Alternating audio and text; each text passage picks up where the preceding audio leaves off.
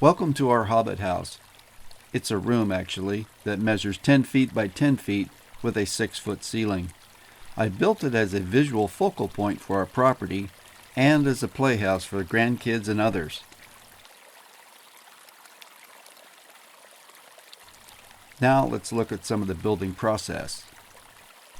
First, I dug out the hill and added a gravel base. The structure has a 15-inch stem wall. The rib structure is gambrel style. The angles are 22.5 degrees with plywood gussets.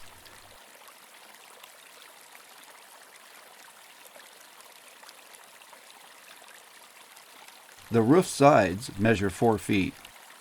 The entire exterior is covered with ice and dam shield.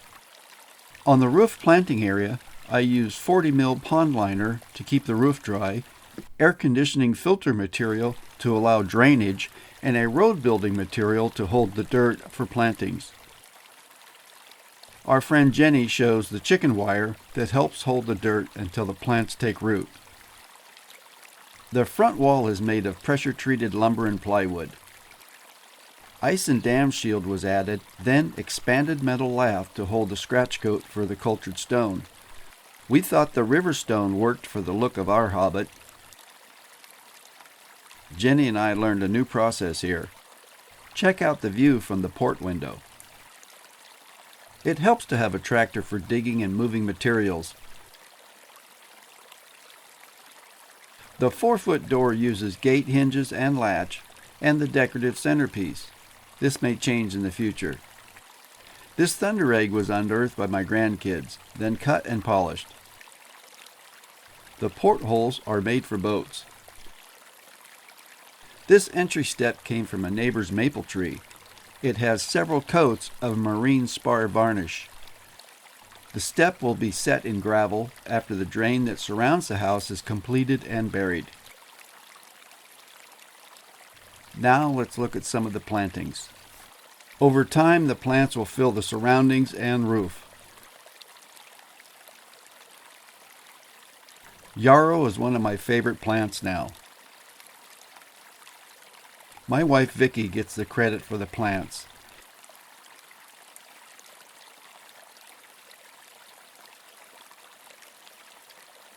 These plants come from other parts of our yard, donated by friends, and nursery bought. Some are self-planted, seeds are blown in by the wind or dropped by birds. We used many succulents like hens and chicks. This mint will spread. Of course, flowers add a splash of color.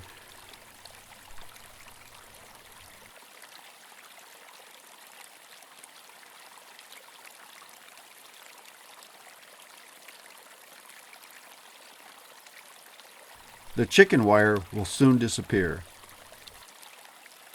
The pond is home to many ducks like this wood duck family. We also had merganser and mallard hatchlings.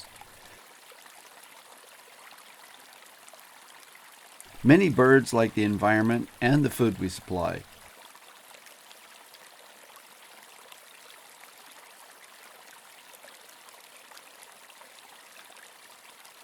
These mallards are enjoying an evening bath in the aerator bubbles. By the time you see this video, these mallards will have gone into the wider world. Getting ready for its first flight, this one practices and exercises its wings. You may have noticed the stump in front of the Hobbit House. Take a closer look. See any hidden characters? Vicki made use of the stump to create a little Hobbit landscape with figurines. It was and is a developing effort. The kids like to explore the scene. Surprisingly, some of the younger ones don't know the Hobbit story yet.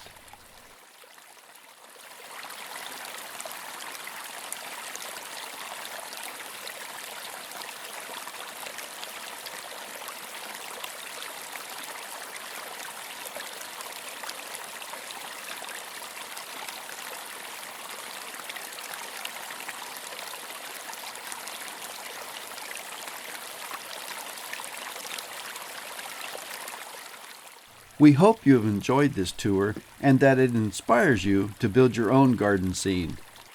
Next, we'll be working on the interior and forever adding plants.